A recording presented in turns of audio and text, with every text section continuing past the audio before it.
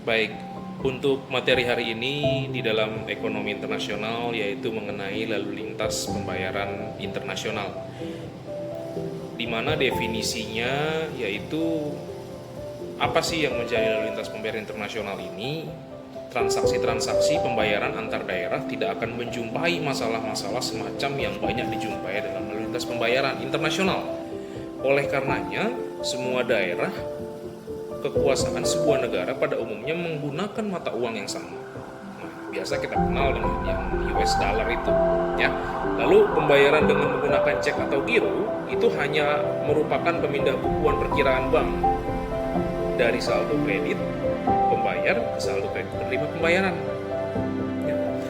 Ada aja sih lalu lintas pembayaran antar negara. Nggak demikian halnya misalkan seorang importir Indonesia membeli sejumlah barang dari seorang eksportir di Amerika Serikat. Transaksi jual beli ini pelaksanaan pembayarannya lebih kompleks dibandingkan dengan pembayaran yang timbul dari adanya transaksi jual beli antara dua orang produk yang tinggal pada satu negara yang sama. Hal ini disebabkan antara lain karena mata uang yang berlaku di Amerika Serikat ini itu berbeda dengan mata uang yang berlaku di negara kita. Ya, di negerinya eksportir Amerika tidak dapat membelanjakan uang rupiah untuk membeli barang dagangan. Di negerinya eksportir Amerika juga untuk menggaji para karyawan itu kan pakai dolar, bukan pakai rupiah. Mereka nggak bisa melakukan pertukaran menggunakan rupiah. Lalu karena itu mereka mengharapkan barang yang diekspornya dibayar dengan dolar pastinya, kan? Sebaliknya, importir kita diharapkan membayar barang yang diimpornya menggunakan US. Tujuannya apa sih? Menerima uang hasil penjualan barang yang diimpornya bukan dalam bentuk US, melainkan dalam bentuk rupiah. Perlu diingat, hasil penjualan barang yang diimpornya bukan dalam bentuk US, melainkan dalam bentuk rupiah. Dengan demikian, untuk melaksanakan pembayaran yang dibutuhkan, importir ini harus terlebih dahulu memberi US pada salah satu bank devisa sejumlah yang dibutuhkan dengan kurs yang berlaku pada saat itu. Kemudian ditransfer pada penjual di Amerika Serikat. Peranan bank. Di sini peranan bank ini ada sedikit kompleks juga. Nah, yang pertama sih, bank ini merupakan lembaga dengan siapa mereka dapat menjual belikan surat kuasa luar negeri dan menggunakannya sebagai pengendara dalam melakukan penagihan kepada debitur. Akan tetapi perlu kiranya ditengahkan di sini, bahwa pada umumnya para eksportir juga kebanyakan pemerintah negara mengekspor hampir senantiasa menghendaki currency atau mata uang yang kuat dalam mengadakan perjanjian jual beli dengan para pembeli tersebut. Apa sih mata uang yang kuat ini atau hard currency? Yaitu strong currency adalah mata uang suatu negara yang mempunyai permintaan stabil dan fluktuasinya kecil dalam pasar uang internasional dan sering digunakan dalam perdagangan internasional.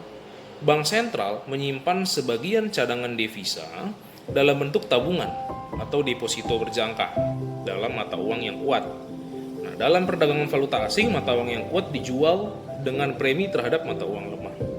Lalu ada juga soft currency atau mata uang lemah, yaitu di mana kondisi alat pembayaran suatu negara kurang diminati jika dibandingkan dengan mata uang negara lain. Ya. Ada juga mata uang kuat lawan dari mata uang lemah, yaitu mata uang kertas yang dikonvertible dan ada pula yang tidak convertible. Sedangkan artian tidak convertible atau inconvertible ada dua macam. Inconvertible di sini artinya tidak bebas untuk ditukarkan dengan emas atau dengan mata uang asing yang lain. Yang berikutnya inconvertible dalam arti sukar untuk ditukarkan dengan mata uang negara lain. Ya. Nah, pusat finansial internasional di sini ada 3 polanya. Yang pertama itu penyelesaian hutang piutang dengan pola desentralisasi. Ya. Yang kedua penyelesaian hutang piutang secara terpusat, yaitu centralized system of international payment. Yang ketiga campuran dari kedua bentuk-bentuk ekstrem tersebut yang saya sebutkan tadi sebelumnya. Valuta asing dan bursa valuta asing. Bursa valuta asing ini biasa disebut pula foreign exchange market. Kita artikan sebagai lembaga pasar di mana orang dapat memperoleh memakai fasilitas-fasilitas untuk melaksanakan pembayaran kepada penduduk negara lain atau menerima pembayaran dari penduduk negara lain. Nah, dengan transaksi tersebut di atas, dengan mudah kita pahami bahwa umumnya bank-bank devisa memelihara sebagian dari aktivanya dalam bentuk valuta asing, ya, yang besarnya dan jenisnya disesuaikan dengan kebutuhan para nasabah.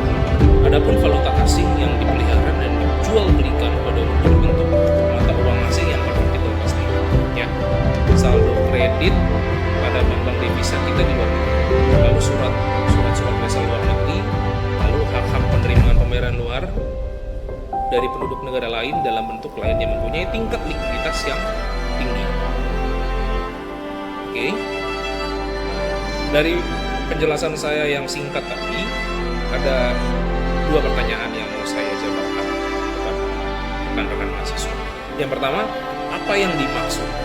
Jelaskan yang dimaksud dengan bursa valuta asing. Yang kedua, jelaskan pengertian dari pusat financial internasional. Nah, jawabannya silakan di email ke saya atau kalian bisa bisa lakukan sharing yang lain di komentar-komentar di